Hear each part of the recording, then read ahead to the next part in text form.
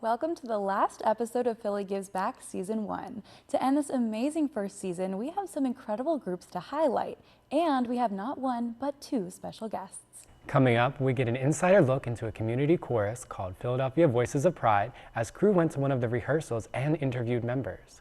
Then we are staying in the studio where we are joined by guests from the profit-sharing coffee company, Many Hands Coffee. And if that isn't enough, we are welcoming next season's new host. Stay tuned.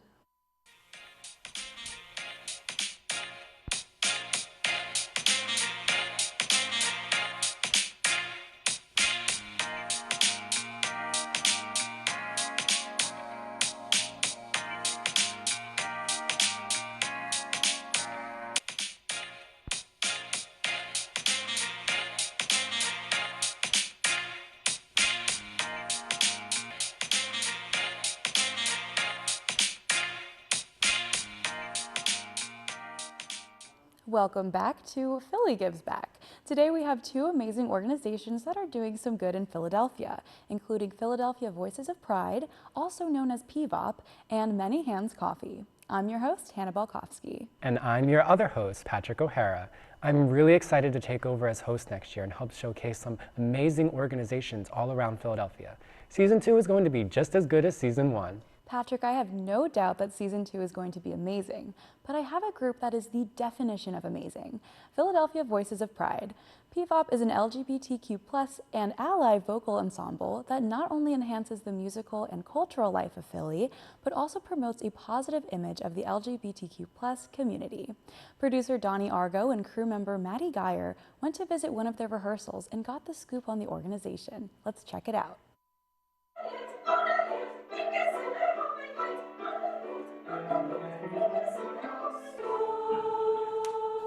So this was really formed because there was a gay choir, gay men's choir in the city of Philadelphia, and there was also a feminist choir, and there were a lot of singers that wanted to get together and have LGBT and all different genders singing together, 4 different parts, SATB. So this is really a space where anybody can come and sing, and we also have straight allies with us. It's a wide open door. So we like to strive for excellence in singing and performing, but also to create a welcoming community. It's funny that you mentioned connection because PVOP to me is about community. I actually am a founding member, and when I joined, it was not long after I graduated high school, and I sang in chorus and choir through high school, and I was in a community college, and they didn't have a choir, and I was missing that sense of belonging and whatnot. And I had somewhat recently come out as bisexual, so it was really nice having this group to cling on to, so to speak. Another great thing is that we strive to sing lots of different kinds of music. So we are based heavily in classical music, but we also sing Broadway, we sing pop, we sing world music. So we sing things that appeal to hopefully everybody. I would say in chorus, we sing everything from pop to folk to, like I said, more operatic, more serious, big pieces. I call them the epics. But I would say I do enjoy the bigger pieces. Right now we're, working on a really big piece, and we do those every so often, maybe once every year or once every 3 concerts. And, it's a big orchestration and a big performance, and it's really enriching and fulfilling. I'm a Broadway baby. I love when we do Broadway, but it is kind of nice to do these more serious pieces like Carmina Burana. I feel like I really get to stretch my vocal cords and feel like I'm an opera singer, even though I'm not even close.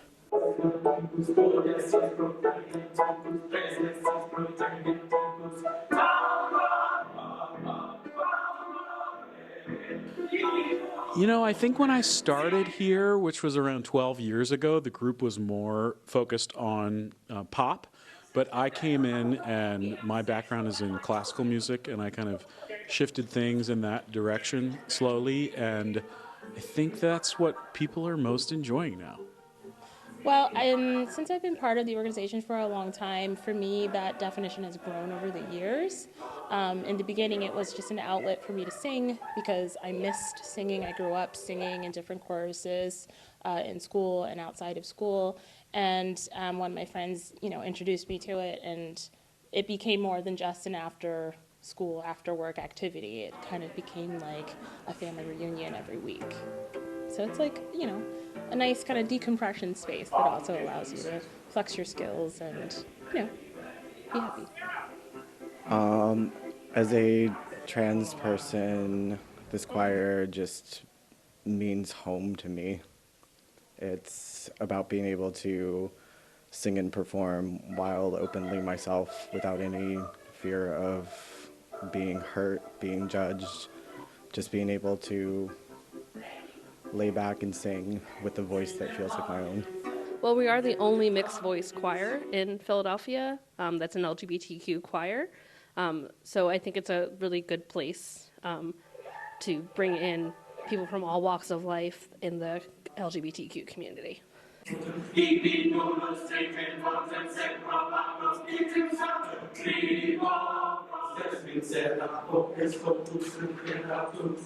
I would say we're just very real people. We're super mixed, both diverse as well as in vocal parts. A lot of choruses in the LGBT community tend to kind of stick to a certain voice part, and I would say that being able to provide a mixed voiced option within our community is incredibly beneficial for those who are looking for a more rich and complex sound. I would say that we mostly benefit the surrounding area by, again, being this open door that's very accepting of and creating a safe space where people who are feeling kind of, that they don't fit in anywhere else can come and be with us. We also give out free tickets to different organizations that support LGBT youth. Mixed voice choir means soprano, alto, tenor, bass, etc. Whereas, like, for example, we also have in Philadelphia, we have the Philadelphia Gay Men's Chorus. It's only tenor and bass. It's only lower voices. There's Anacrusis, which is a women's choir, and they only do soprano, alto. So we're the only LGBTQ choir in Philadelphia that runs all across.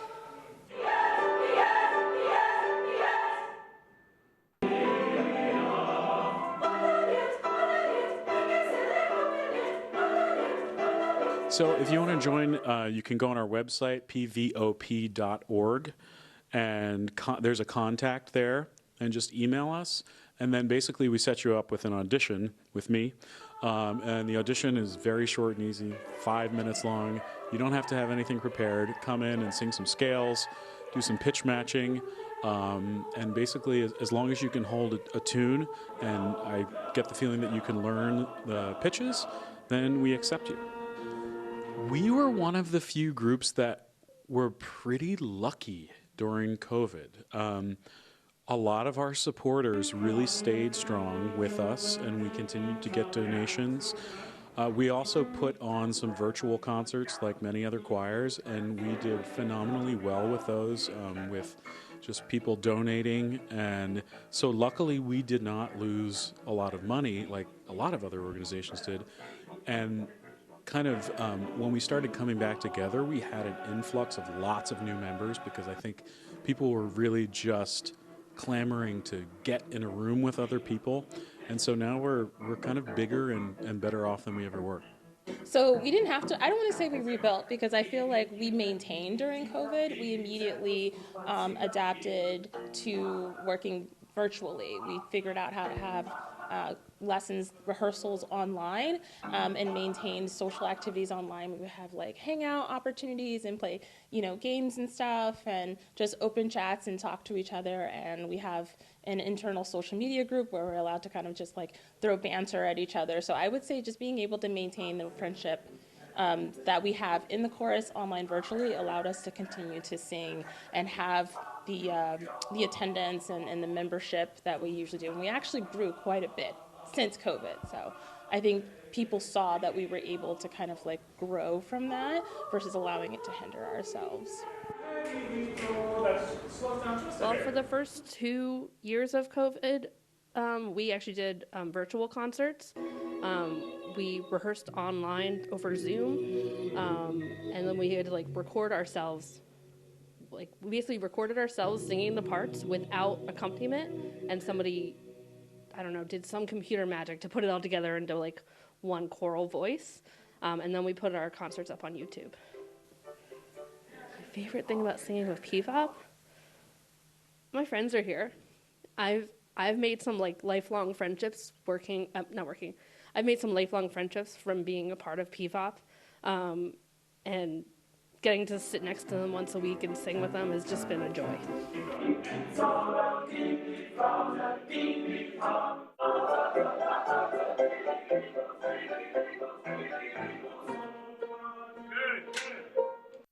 That really was music to my ears. I wish I could sing like that. But not only does PVOP have amazing singers, but their advocacy for the LGBTQ plus community is really important to Philly. Patrick, I'm feeling inspired to start a choir. Should we create one? That is a great idea, but maybe we should leave it to the professionals. And if you want to learn more about this nonprofit or hear some of their performances, you can visit their website at pvop.org.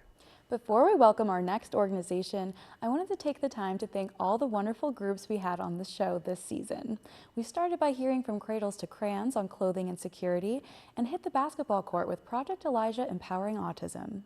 Then we hit the kitchen and learned all about CCAP, the Careers Through Culinary Arts program in Philadelphia, and heard from the wardrobe about how they combat clothing insecurity. We visited a familiar face from LTV at Focus Youth Network's Focus Friday and learned all about the Monkey and the Elephant Cafe and what they do for the foster youth in Philly. Then we got to see Yes in Collaborative Arts in action at one of their rehearsals and got our reading on by learning the ways the Treehouse Books Philly provides people access to books. We even got to learn about Musicopia and Dancing Classrooms Philly while our crew joined them at rehearsals. Wow, we learned a lot this season on Philly Gives Back, but the fun isn't over. We still have one more organization that does so much for the community. Patrick, take it away. If you like coffee and supporting incredible organizations, then this one's for you. Many Hands Coffee is a coffee company that promotes positive community growth through profit sharing. Not only do they roast and serve fair trade coffee, but they support and share profits with local groups in Philadelphia. Many Hands Coffee is such a wonderful organization that we obviously had to have them come into the studio to tell us everything. Joined with us today are Miles Butler and Colleen Hudson.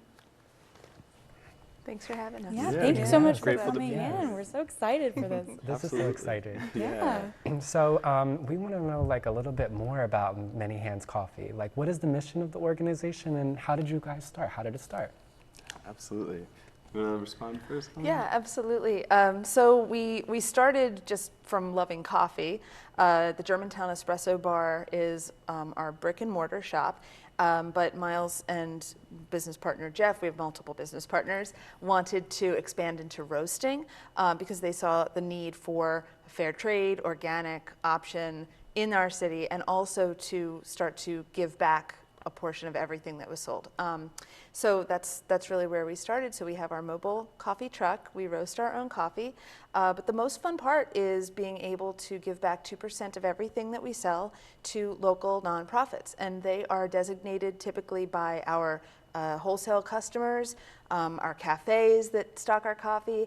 But then, of course, if we're vending somewhere, we might choose the organization as well. And it's been so gratifying to meet so many incredible small organizations in the city, just doing so many different amazing things for everybody, who needs. Yeah, for sure. And so you did just talk a little bit about profit sharing, but could you tell us a little bit more about that and what are some of the organizations that you guys help support? Yeah, definitely. So like Colleen mentioned, whenever we partner with a new wholesale partner, which we call our unique partnerships, or vend from our coffee truck, we break off right now 2% of the total sale. So not just after we take our costs, but really the whole entire sale.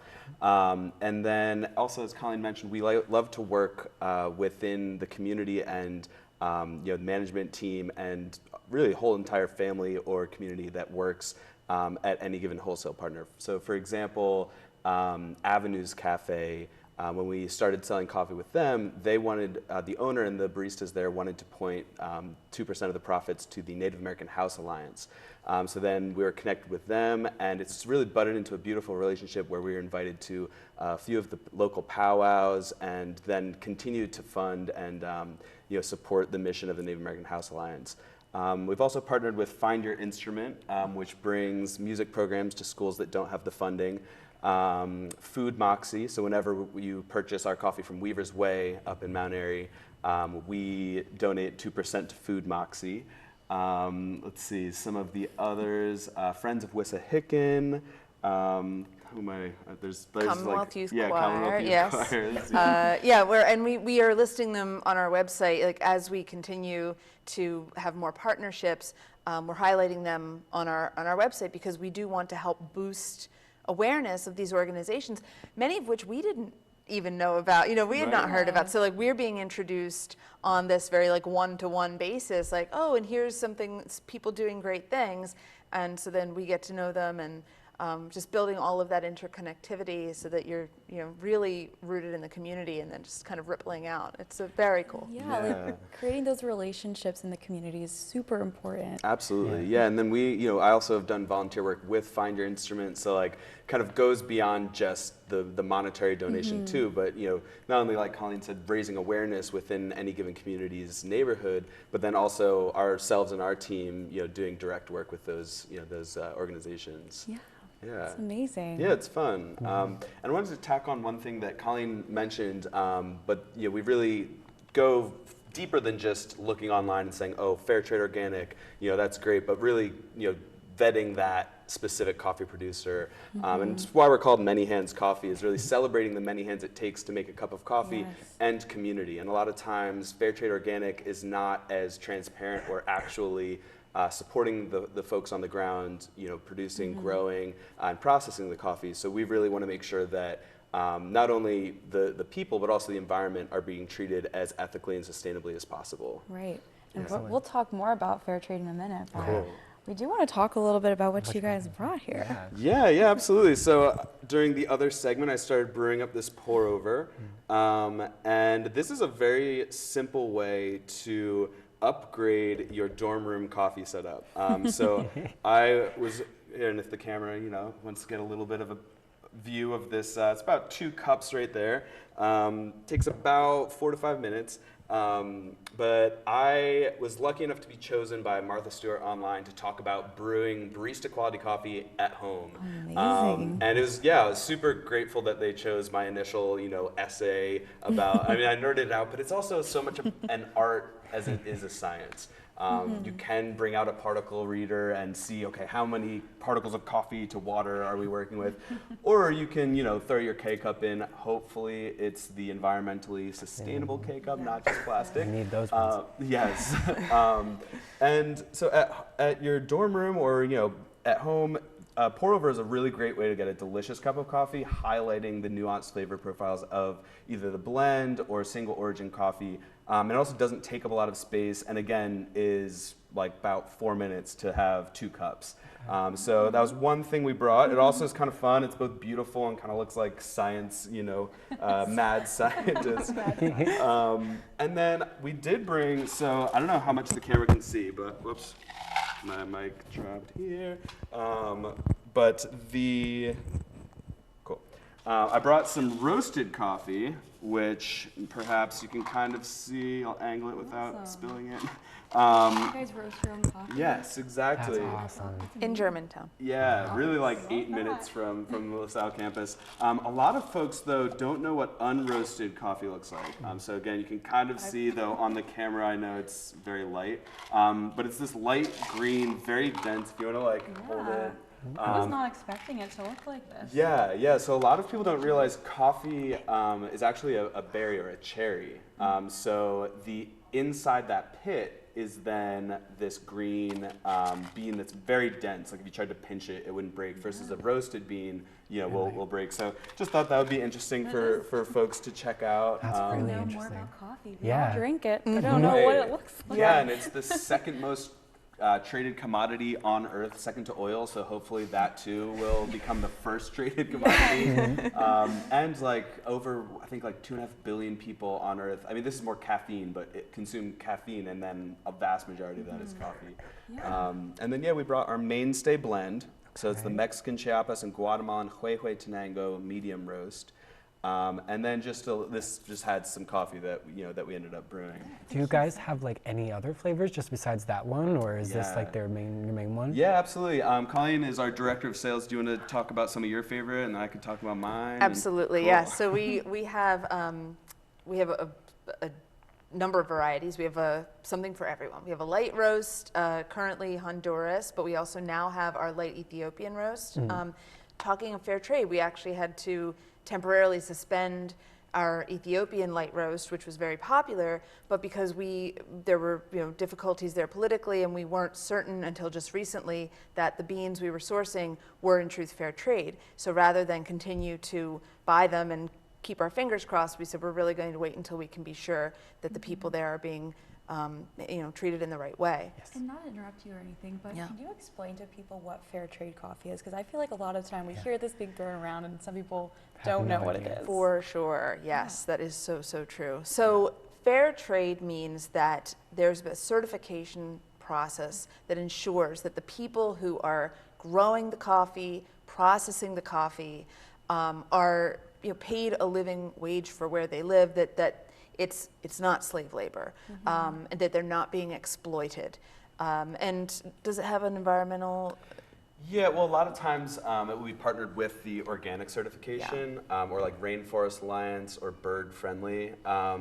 And as Colleen mentioned, it's really about like treating the people and the workers as ethically as possible. Now, as I mentioned, sort of talking about the coffee and why we go above and beyond of just looking for the certification, is because it's become a little bit of a pay-to-play situation where big plantations will just kind of have that certification, but it will be not the most ethical and safe spaces. Right. Yeah, and so fair trade, it's great, and especially when it was first established. But now we really need more vetting throughout especially the big giant producers like Nestle, Starbucks, Dunkin', who oftentimes might say one of their beans are more ethical than others, but in reality are not paying close attention to how those people are being treated on the ground. Yeah. So that's why we go above and beyond. The importers we work with can point us to exactly which farms the beans are coming from, so that we know that they are often family owned, women owned.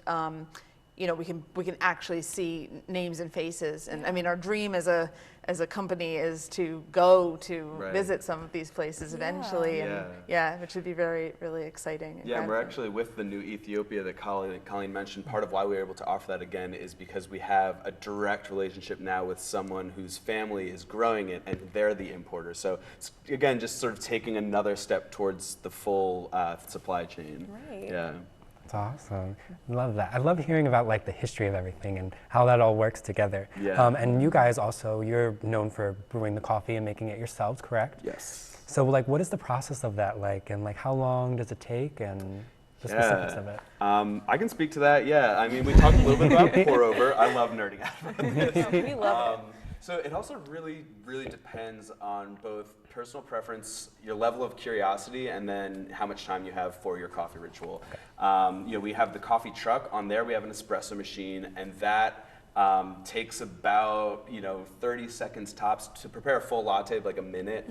Whereas pour over is going to be more like 4 minutes. And the three things we like to encourage people to be aware of when choosing coffee and brewing is work with your local, obviously I'm going to say this, but it's also true, your local coffee roaster, fair trade and organic, again, making sure the planet and people are being treated fairly, and then making sure that it's roasted, really in the last month, and depending on how it's packaged, could be up to 6 months if it's packaged like in an airtight package, but and then really thinking about the water that we're using to brew. So if you're using just tap water, those flavors are going to directly impact your finished product. So we use reverse osmosis filtered water that is almost flavorless, so that we can really taste the exact flavor profile of the beans. And so, yeah, you know, AeroPress, I think, also is another really great way to brew, especially for college, college folks. It's even more compactable than this. Imagine this thing, but squished into a cylinder about yay big, and you just add like a heaping scoop of finely ground coffee, add your hot water, wait a few minutes, and you push down over your mug. Boom, there you have it. And it's delicious, Yeah. too. And so as we're wrapping up, your slogan, coffee brewing change, I love that. And I wanted to just hear from you guys on your opinions on why do you think it's so important to Philadelphia specifically to have an organization like this? Yeah. So as a city of siblingly love, brotherly, sisterly, otherly love, we feel that, and we also all in our own right have worked in the nonprofit sector. I bring musicianship and songwriting workshops to prisons in the area. Colleen works for Doman International, which she can talk about. But it was a kind of no-brainer that for the amount of struggle there is in Philadelphia, and the amount of communities that have coffee shops, to us it's a no-brainer to continue to do what coffee shops do naturally, which is connecting communities and then helping neighbors celebrate and help each other and support each other. Yeah. Do you want to talk about what it means to you? Yeah. Actually kind of wrapping up okay, here. so I know, sorry. we're out of time. I We agree. have Check to- out our website. Yes, yeah. Check it out. We thank you so much for joining us today. We had such Yeah. a Enjoy. great Thank you. conversation. Absolutely, yeah. Thanks for having us. Yes, really appreciate anytime. It's so much fun hearing about you guys. So I need to get myself a cup of coffee, and if you want one too, be sure to check out manyhandscoffee.com for more information and to purchase some fair trade organic coffee. A huge thank you to Miles and Colleen for joining us today. I am so excited to visit their coffee truck around Philly, and I'm gonna definitely need a pick-me-up considering this is the last episode I'll be hosting. Before we wrap up, I just wanted to take a moment to thank everyone who made this show possible. I've always been passionate about sharing people's voices and stories, but I couldn't have done it without our amazing crew. Special shout out to our other producer, Donnie Argo. Donnie and Patrick, I'm pumped to see the stories you'll share next year. We'll do you proud, Hannah. And if you want to see some behind the scenes of Philly Gives Back, be sure to follow us on Instagram at Philly Gives Back LTV. Shout out to our social media manager, London, for all her amazing content. Thanks to both Philadelphia Voices of Pride and Many Hands Coffee for sharing their time and knowledge. It's organizations like these that really make Philadelphia the city of brotherly love. For LTV's Philly Gives Back, I'm Hannah Balkowski. And I'm Patrick O'Hara. I'll see you next season.